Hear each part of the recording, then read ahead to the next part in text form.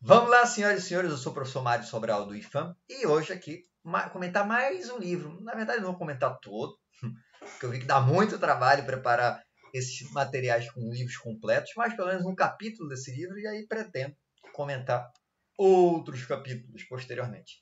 O livro é esse aqui, ó. Uma nova sala de aula é possível.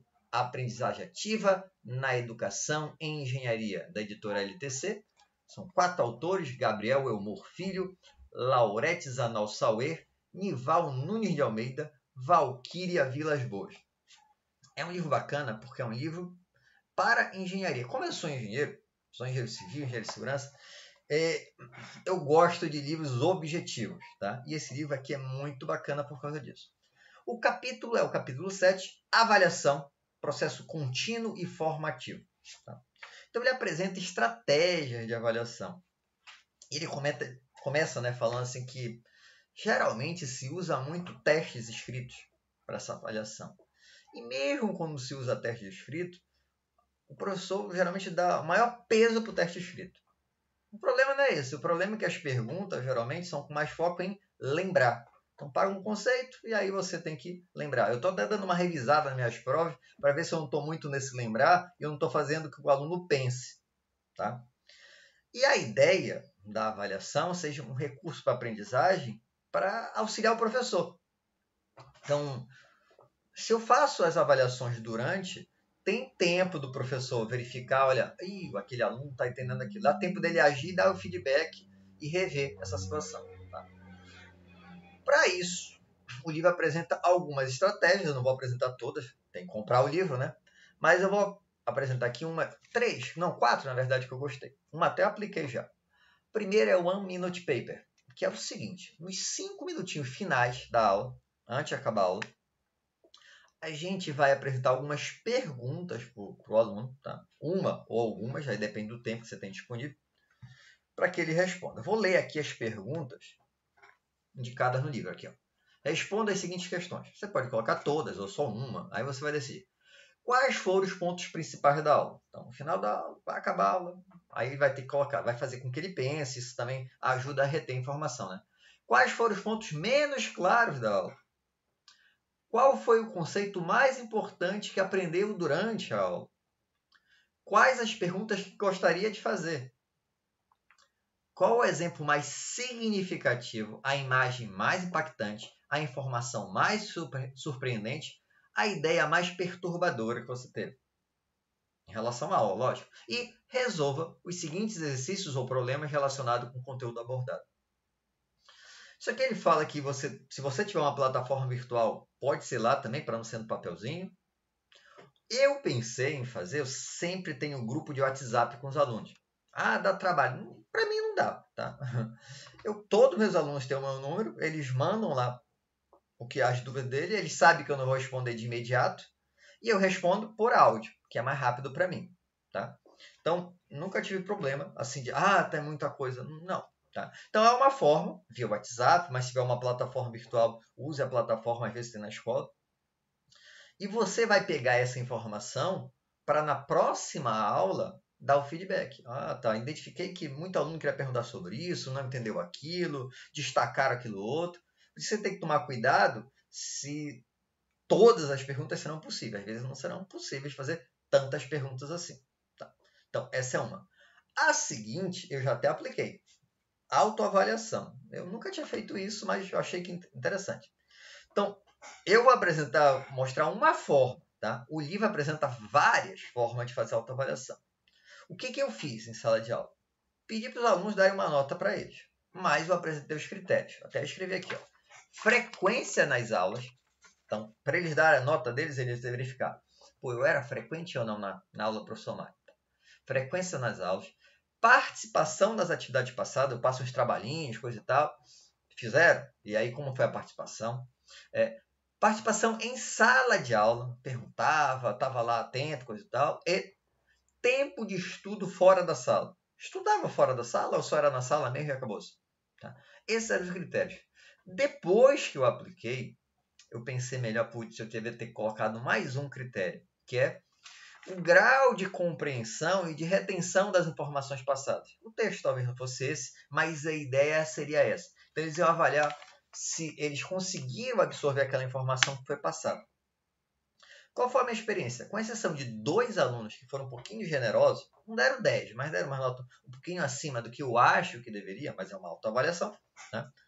Todo mundo deu uma nota coerente e alguns até foram mais críticos do que eu. Então, e isso valia como nota mesmo. Eles sabiam que ia somar com as notas das provas que eles tinham feito, das atividades, e seria mais uma nota. E funcionou, tá? Eu achei bem interessante. Como eu disse, foi 95, 97% foi extremamente justo, tá? E é uma coisa que eu acho que eu vou incorporar. Eu achei bem interessante. E tem outras formas de fazer, tá? O livro apresenta outras formas de fazer. O outro item é a avaliação formativa. O livro também apresenta várias estratégias. E eu vou ler um trechinho aqui de uma das estratégias. Então, olha aqui. O professor apresentou um texto e logo abaixo, a última questão da prova, vai ter esse textozinho aqui que eu vou ler para vocês. A gente pode diminuir, que eu achei um pouquinho longo, mas a ideia é essa aqui. Ó. Caro estudante, levando em consideração o investimento que você realizou durante esta avaliação e visando aproveitá-la como parte integrante do processo de aprendizagem, vamos receber aperfeiçoamento em relação às questões propostas nessa avaliação após a sua realização. Vamos lá. Para isso, a partir de amanhã pela manhã, as questões aqui apresentadas estarão disponíveis no ambiente virtual de aprendizagem, objetivando incentivar com isso a reflexão sobre sua responsabilidade no aproveitamento dos estudos da disciplina e, consequentemente, na construção de seu conhecimento. Perguntamos, isso que é o importante aqui, ó. É possível você completar, aperfeiçoar as respostas aqui apresentadas até segunda-feira? Nesse caso, estude mais um pouco, revise os conceitos que precisa compreender melhor e procure resolver novamente com compreensão as questões propostas. Na próxima aula, a prova será devolvida para que o aperfeiçoamento que julgar necessário possam ser feitos e o tempo para isso será igual a metade do tempo destinado à primeira versão. Como eu disse, eu achei o texto um pouquinho longo, mas a ideia é interessante. O aluno faz a prova e ao final da prova, ele recebe lá a informação que, olha, próxima aula, ou melhor, esse texto, esse material dessa prova vai ficar disponível na plataforma e você vai verificar assim, olha, segunda-feira vai ter uma outra prova. Você já sabe quais são as perguntas. Ah, professor, mas aí é fácil. Já calma. Qual é o teu objetivo? Não é que ele aprenda? Isso não vale a pena se a tua prova é defina ergonomia, por exemplo, que é uma disciplina minha. Isso é decorado. Não. Mas se eu tiver uma prova, por exemplo, uma pergunta que eu fiz na última prova, considerando os funcionários aqui do Serviço Geral do IPHAN, identifique quais são as atividades de carga física, mental, que esses trabalhadores fazem, e quais são as sugestões de adaptação de ergonomia que você pode aplicar. Percebe que isso vai fazer com que ele pense. Não interessa se ele já sabe a resposta. Interessa que ele vai ter que verificar. Ih, rapaz, tem aqui carga física, carga mental. Nesses trabalhadores vai ter isso. Vai fazer com que ele pense sobre aquele assunto e aplique. Então, mesmo ele sabendo a resposta, o teu objetivo é que ele estude aquilo. E ele vai saber aquele assunto. Tá? Volto a dizer, o objetivo aqui não vai funcionar se a tua prova diga isso, responda aquilo, que é só decorar. Aí ele só vai anotar lá na hora. Então, não vale a pena.